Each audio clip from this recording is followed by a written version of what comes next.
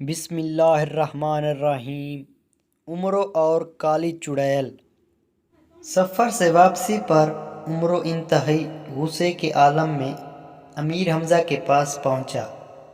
امیر حمزہ نے عمرو کو بہت ہی کم غصے کی حالت میں وہاں دیکھا تھا۔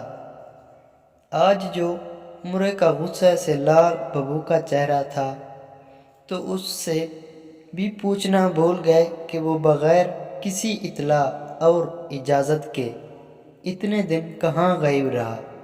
عمرو کی گمشدگی کی وجہ سے اسلامی ریاست کے لوگ کس قدر پریشان اور رنجیدہ تھے۔ وہ جانتے تھے کہ جادوگر اپنی مکاریوں اور جادوئی اور شیطانی حرکتوں سے اسلامی ریاست کے لوگوں کو پریشان کرتے رہتے تھے۔ اے دن کی پریشانیاں اٹھا اٹھا کر وہ تنگ آ چکے تھے۔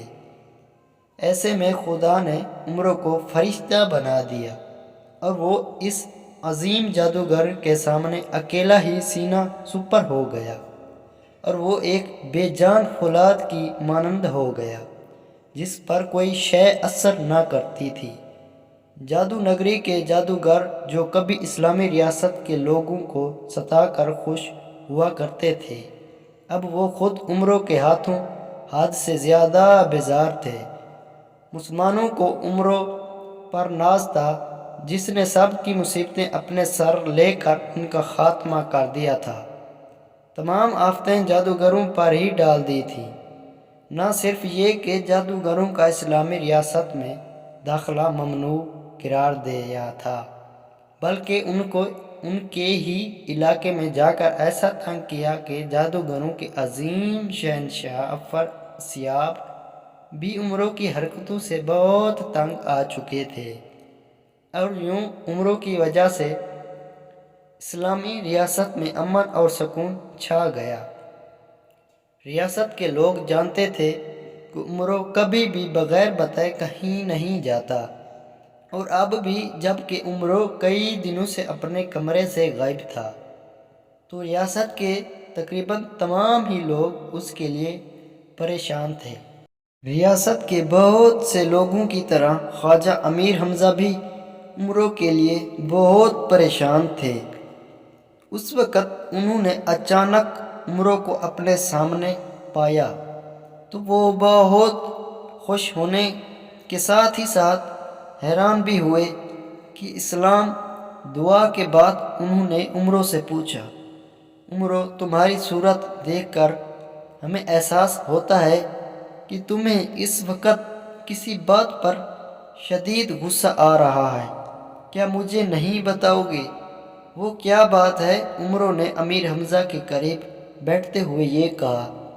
کیا بتاؤں، اب تک جادو نگری ہی کے جادوگر میری جان کے پیچھے پڑے تھے، لیکن جب وہ ناکام رہے تو انہوں نے کئی دوسرے ممالوں کے جادوگروں کو میری گرفتاری کے احکامات دیتے ہوئے کہا۔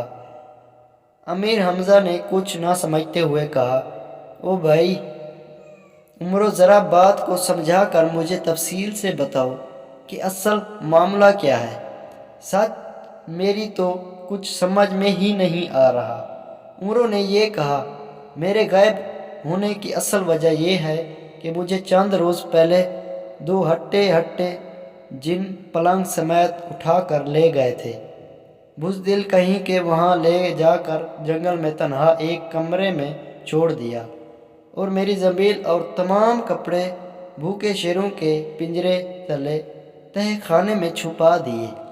مجھے تو اتنا غصہ آیا کہ کیا بیان کروں، لیکن کیونکہ میں جانتا تھا کہ آپ صاحب سے میرے لیے فکر مند ہوں گے، اس لیے غصہ پیتے ہوئے واپس چلا آیا تاکہ آپ سے اجازت لے کر دوبارہ ان پر موت بن کر ٹوٹوں۔ تمام تفصیلات سننے کے بعد پیرو مرشد امیر حمزہ نے عمرو کو آرام کرنے کے لیے کہا، پھر گویا ہوا، عمرو، واقعی تمہارے ساتھ ناانصافی ہوئی ہے، لیکن پہلے تم چند روز آرام کر لو، پھر بے شک کوہ چلے جانا۔ عمرو نے ان کی بات پر عمل کرتے ہوئے ایک ہفتے کے بعد جانے کا یہ فیصلہ کیا۔ اسی روز افراسیاب نے عمرو کا جادوئی تھیلا زنبیل اپنے ایک پتلے کو بھیج کر منگوایا۔ افراسیاب نے عمرو کی زنبیل اپنے چاروں وفادار شیروں کی نگرانی میں رکھی ہوئی تھی۔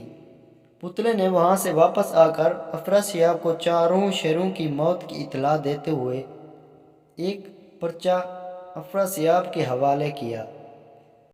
اسے پڑھا اور توہین کے احساس سے اس کی آنکھیں سلگ اٹھیں، جبڑے کی ہڈیاں ابھر کر چٹان کی شکل اختیار کر گئیں۔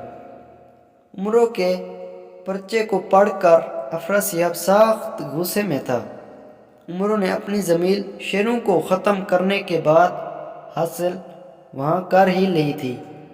افراسیاب کو اس روپ میں دیکھ کر درباری فوراً سمجھ گئے کہ ضرور کوئی نہ کوئی بات افراسیاب کے حکم کے خلاف ہوئی ہی ہے، تب ہی خط پڑھ کر اس کی یہ حالت ہو گئی ہے۔ افراسیاب نے سلگتی نگاہوں سے درباریوں کی طرف فوراً دیکھا تو وہ اس کی نگاہوں کی تاب نہ لا سکے اور سر جھکا کر ادب سے کھڑے ہو گئے۔ شہنشاہ افراسیاب نے اپنے خاص پتلے کو حاضر کر کے اسے حکم دیا کہ یہ پرچہ کوکاف کے شہنشاہ ڈنگ ڈانگ کو پہنچا دے اور یہ اطلاع بھی دے دے کہ عمرو اپنے قول اور اپنی باتوں کا سچا ہے۔